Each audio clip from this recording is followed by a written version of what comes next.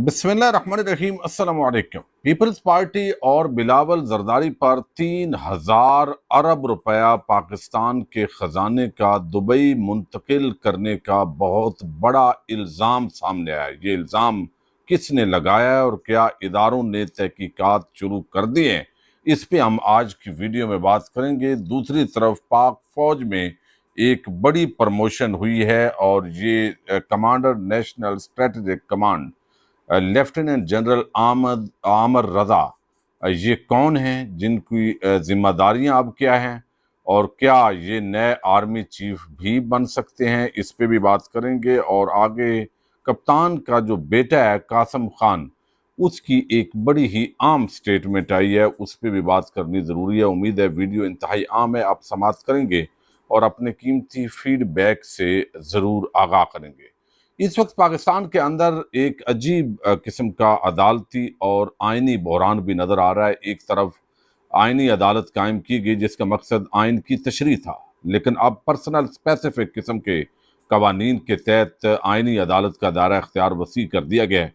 Supreme court of Pakistan के अंदर नैब के एक्ट के अंदर जो तब्दीली की गई वो बुनियादी तौर पर बगैर इमरान खान के जो केस है 190 मिलियन पाउंड, उसको देखते हुए की गई है। और अब वहाँ पे यानी नैब के जो केसेस, अपीलें, सज़ा मुअत्तली, ज़मानत, ये सब कुछ आइनी अदालत सुनेगी। तो बुनियादी तौर पर आइनी अदालत अब इस पाकिस्तानी ख़जाने पर एक बोझ बन गई है। उसकी वजह यह है कि इसकी कोई ज़रूरत बाकी नहीं रही। ये सिर्फ आइनी मामलात की वजह से एक लाजक दी गई कि सुप्रीम कोर्ट ऑफ पाकिस्तान पर दीगर केसेस का बर्डन होता है, तो इसका काम है सिर्फ अदालती मामलात को देखना। कोई सूबों का तनाज़ा है, कोई कहीं पे कॉन्स्टिट्यूशनल तशरीह का मामला है, लेकिन अब इसको एक हथियार के तौर पर जो इस्तेमाल किया जा रहा है। और अब 190 मिलियन पाउंड केस और सारी इस तरह की समातें वहाँ पे होंगी। सुप्रीम कोर्ट ऑफ पाकिस्तान ने अपना इख्तियार सरेंडर करके आइनी अदालत को मुंतकिल कर दिया। और अब तो ऐसे लग रहा है कि सुप्रीम कोर्ट के जजेस को वैसे ही घर चले जाना चाहिए और आइनी अदालत को सुप्रीम कोर्ट की अमारत दे देनी चाहिए। बहरहाल ये इस मुल्क के अंदर जो है ये हो रहा है और बड़ी बदकिस्मती है जिस तरीके से ये सारी चीज़ें चल रही हैं। अब इमरान खान का जो बेटा है कासम खान, उसकी एक आम स्टेटमेंट आई है जो आपके सामने रखनी ज़रूरी है, चूँकि आपको इल्म है कि इस वक्त तहरीक इंसाफ एक फ़ाइनल कॉल देने जा रही है और इस पे आपस के अंदर उनके इख्तलाफात भी हैं, लेकिन वर्कर्स का प्रेशर भी है। और मैं कल अपनी राय दे चुका हूँ। मेरे ख्याल में जज्बात अपनी जगह हैं, लेकिन अगर तो 3-4 लाख बंदा इस्लामाबाद के अंदर PTI मज़ामत, गिरफ्तारियाँ, छापे, तमाम तर रुकावटों के बाद वहाँ पे ले जाने में कामयाब नहीं होती, तो उन्हें इस तरह का जो रिस्क है दबाव में आकर नहीं लेना चाहिए। ग्राउंड लेवल पर तंजीम जब तक मजबूत नहीं होगी उस वक्त तक चीज़ें आगे नहीं बढ़ेंगी। अब इमरान खान का जो बेटा कासम खान है, उसकी एक स्टेटमेंट आई है। उसने कहा है कि मेरे वालिद इमरान खान की कैद अब तकरीबन 1100 दिन गुजर चुके हैं। मार्च के बाद से ना मेरे भाई ने और ना ही मैंने उनकी आवाज़ सुनी है। कई माह से हमें उनसे हर किस्म के राब्ते से मारूम रखा गया। हमें ये भी मालूम नहीं कि उन्हें मुनासिब तिब्बी सहूलियात फराहम की जा रही हैं या नहीं, जबकि उनकी बिनाई मुसलसल मुतासर हो रही है। उन्हें फौरी तिब्बी मुआयने और इलाज की ज़रूरत है, मगर अफसोस के ना अहल खाना को उन तक रसाई हासिल है और ना ही वकला को। इस वजह से हमें उनकी सेहत और खैरियत के बारे में किसी किस्म के मोतबर और यानी बिलवास्ता इतला भी नहीं मिल पाती। गुज़श्ता कुछ अरसे से मुझे उनकी कमी पहले से कहीं ज़्यादा महसूस हो रही है। दिल चाहता है कि उनसे ज़िंदगी की मामूल की बातें कर सकूं, अपने क्रिकेट बारे में बताऊं, इन किताबों पर गुफ्तगू करूं जो मैंने हाल ही में पढ़ी हैं, या उनसे पूछूं कि आजकल कौन सी नई फिल्में देखने के काबिल हैं। मैं जानता हूं कि पाकिस्तान के अवाम अपने मुंतखब रहनुमा को आज़ाद देखना चाहते हैं, मगर मेरे लिए वो सबसे पहले मेरे वालिद, और आज मैं उन्हें पहले से कहीं ज़्यादा याद करता हूँ। लेकिन ये सिर्फ एक बेटे के अपने वालिद से जुदाई का किस्सा नहीं, ये पाकिस्तान और उसके मुस्तकबिल का मामला है।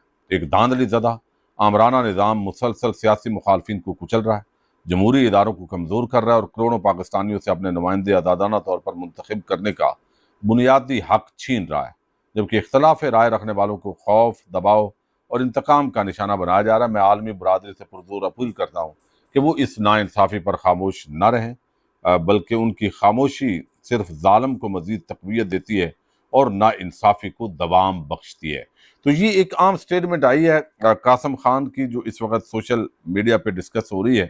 دوسری طرف ایک بہت ہی عام پروموشن ہوئی ہے 3 سٹار جنرل سے 4 سٹار جنرل جو ہے وہ تعیناتی ہے بنیادی طور پر، اور اس کے اندر چونکہ اس سے پہلے ہم نے دیکھا ہے کہ یہ جو تعیناتیاں ہیں تقرری ہیں، ایک chairman joint chief of staff committee کا عہدہ ختم کیا گیا تھا، اور اس کی کہا گیا تھا کہ اب جو ہے وہ کمانڈر نیشنل جو کمانڈ ہے اسٹریٹجک کمانڈ، اس کی تعیناتی ہوگی۔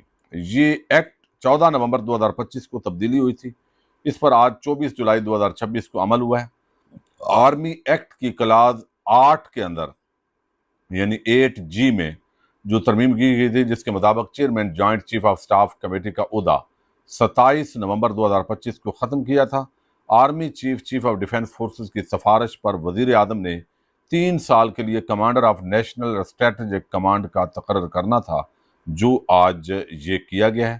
لیفٹیننٹ جنرل جو ہے وہ عامر رضا، انہوں نے ملاقات بھی کی ہے شہباز شریف کے ساتھ، جو اس وقت وزیر اعظم جو ہے وہ بنائے گئے ہیں۔ اب یہ لیفٹیننٹ جنرل عامر رضا جو ہے یہ کون ہے؟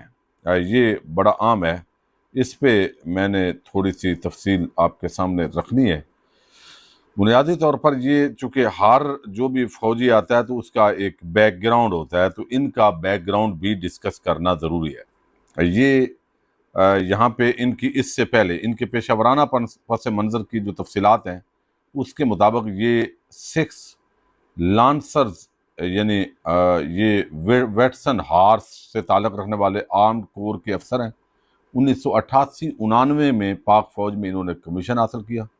وہ Command and Staff College Quetta, National Defence University Islamabad, برطانیہ کی یونیورسٹی آف ناٹنگم اور اعلیٰ عسکری اور تدبیراتی تعلیم حاصل کر چکے ہیں۔ انہوں نے مختلف عام کمانڈ سنبھالی ہیں، جن میں کمانڈنگ آفیسر، پھر جنوبی وزیرستان میں انفینٹری بریگیڈ کی کمان سنبھالی ہے، انفینٹری ڈویژن کی کمان chief of staff 11 corps, director general یہ weapons and equipment GHQ، chairman heavy industry Taxila, corps commander Lahore, chief of general staff GHQ۔ تو یہ آپریشن بھی اسی طرح مختلف کے اندر یہ حصہ لیتے رہے، رائے نجات، ضرب عدم، رد الفساد، دیگر انسداد دہشت گردی کی کارروائیوں کے اندر انہوں نے حصہ لیا ہے۔ تو یہ جو نیشنل کمانڈ ہے، اس کے اندر نیوکلیئر جو ڈیٹرنس ہے، وہ آپریشنل تیاریاں، تربیت، اسٹریٹجک صلاحیتوں کی نگرانی، تو بہت ہی عام قسم کی یہ تعیناتی ہے جو پاکستان کے اندر ایٹمی معاملات سے لے کر بہت چیزیں جو ہے وہ اس کے کنٹرول میں ہوتی ہیں، اور اس نے وہ ساری چیزیں ایک جنگی اعتبار سے جو ہے وہ دیکھنا ہوتا ہے۔ چونکہ اب فیلڈ مارشل تمام فوجوں کے وہ کمانڈر ہیں، تو لہذا ان کو یہ عام پوسٹ دی گئی ہے، جو ایک بہت ہی عام پیش رفت ہے۔ اب اگلی جو خبر ہے وہ بہت عام ہے، اور اس کے اندر بلاول زرداری پر ایک بڑا الزام لگایا گیا ہے۔ لوگوں نے اس کو نارمل لیا ہے، یہ معاملہ نارمل نہیں ہے۔ اگرچہ پیپلز پارٹی نون لیگ آپس کے اندر پوائنٹ سکورنگ کرتی ہیں، آج بھی ان کا دماغ اور دل وہ 1990 کی سیاست کے اندر پھنسا ہوا ہے۔ عوام ان کی ساری نورا کشتی دیکھ چکی ہے کہ یہ سارے ایک دوسرے کے بارے میں سچ بولتے ہیں۔ ایک نون لیگ والے کہتے ہیں پیپلز پارٹی والے چور اور ڈاکو ہیں، وہ بھی سچ کہتے ہیں۔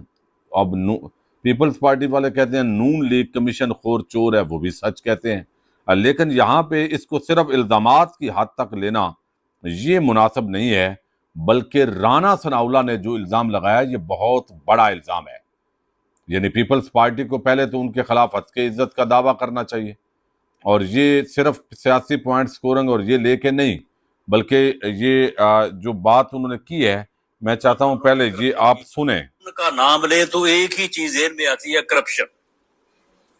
کرپشن کے علاوہ ان کا اور کوئی ان کی جو ہے وہ میراث نہیں ہے، صرف کرپشن ہے۔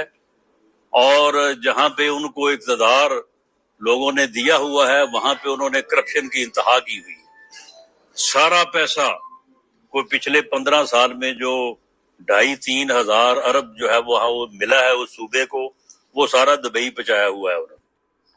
اب یہ ایک بڑا عام معاملہ ہے۔ نون لیگ جو ہے اس کی جو لیڈرشپ ہے، ان کے کاروبار لندن، برطانیہ اور مختلف ملکوں کے اندر ہیں، ان پہ بھی الزامات لگتے ہیں۔ پیپلز پارٹی کے کاروبار دبئی کے اندر ہے تو ان پہ دبئی کے الزامات لگتے ہیں۔ اب یہ کوئی چھوٹا معاملہ نہیں ہے۔ اگر تو قومی یکجہتی چاہیے یا احتساب کرنا ہو یا ادارے مخلص ہوں، یعنی اس ملک کے ادارے واقعتاً مخلص ہوں اس قوم کے ساتھ، اس ملک کے ساتھ، تو رانا ثناءاللہ کو فوری طور پر طلب کیا جائے، ان کو کہا جائے بھئی بتائیں آپ، پیپلز پارٹی کو جو اس کے منصوبے ہیں ان کو ویریفائی کیا جائے۔ یعنی ایک صوبے کو یعنی بارگیننگ کے اندر کوئی حکومت دے دینا اور اس کے بعد اربوں نہیں بلکہ یہ 2,500 ارب روپے پاکستان سے دبئی منتقل کرنے کی بات ہے، جو پاکستان کی ٹیکس پیئر کا پیسہ ہے۔ یہ اس کو انتخابی یا عام روٹین کے اندر الزام کے طور پر نہیں لیا جا سکتا۔ اس پہ تو اس ملک کے اداروں کو ہل جانا چاہیے تھا، لیکن جہاں پہ سمجھا جاتا ہے کہ سیاسی سٹیٹمنٹ ہوگی یا بھئی یہ معمولی بات ہے۔ آپ ایک طرف اربوں روپیہ بیوروکریسی پہ لٹا رہے ہیں، سیاستدان اپنے آپ پہ لٹا رہے ہیں، عوام کا آپ نے بھرکس نکالا ہوا ہے، بجلی کے بل، گیس کے بل، اشیاء خرد و نوش، کسان رل رہا ہے، اس کو آپ نے گندم کا معاوضہ نہیں دیا، اب آپ گندم امپورٹ کریں گے، وہاں سے بھی کمیشن کھائیں گے۔ تو کمیشن مافیا اس وقت پوری پاکستانی قوم جو ہے اس پہ قابض ہو چکا ہے۔ تو یہ کرپشن، یعنی یہ دونوں ٹولے ایک دوسرے کو کرپٹ کہہ رہے ہیں، دونوں سچ بول رہے ہیں، لیکن کوئی ادارہ ان کا احتساب کرنے کے لیے تیار نہیں ہے۔ تو یہ ایک بہت بڑا الزام ہے، اس کی تحقیقات ہونی چاہیے، لیکن تحقیقات کون کرے گا؟ سسٹم تو سارا یرغمال ہے۔ تو یہاں تو جج بھی جو ہے وہ جس انداز میں ان کی بھرتیاں ہو رہی ہیں، تو انصاف کے لیے کون کہاں جائے گا؟ افسوس ہے۔ پاکستان زندہ باد۔